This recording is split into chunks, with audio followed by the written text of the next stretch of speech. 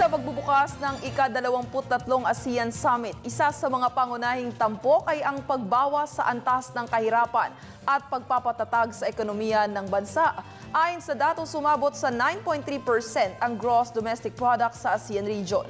Para sa detalye, magbabalik si Rocky Ignacio.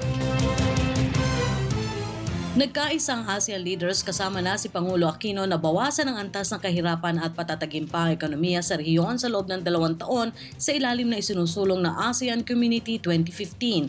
Sa formal na pagbubukas ng 23rd ASEAN Leaders Meeting at iba pang summit sa Muzakara Hall sa Brunei, inaasahang tatalakayin rin ang usapin upang mabawasan ang tensyon sa West Philippine Sea. Sa harap na rin ang territorial dispute sa pagitan ng Pilipinas at China sa nasabing lugar. Sa pagsasalita ni Sultan Haji Hassan Al-Bolkiah, ang chairman ng ASEAN Summit 2013, ang kahalagahan ng pagsuri sa implementasyon para sa pagpapatatag ng sitwasyong pampinansyal sa rehiyon.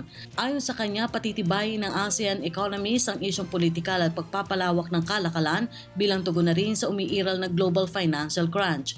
Iginit nito na sa itinadhana ng ASEAN Community, umangat sa 9.3% ang GDP sa rehiyon.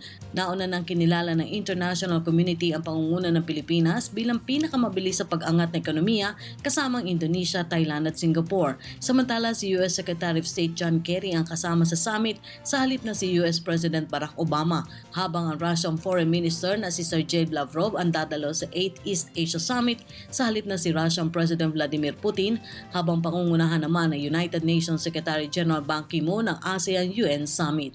Para sa Telebisyon ng Bayan, Rocky Ignacio, Brunei Darussalam.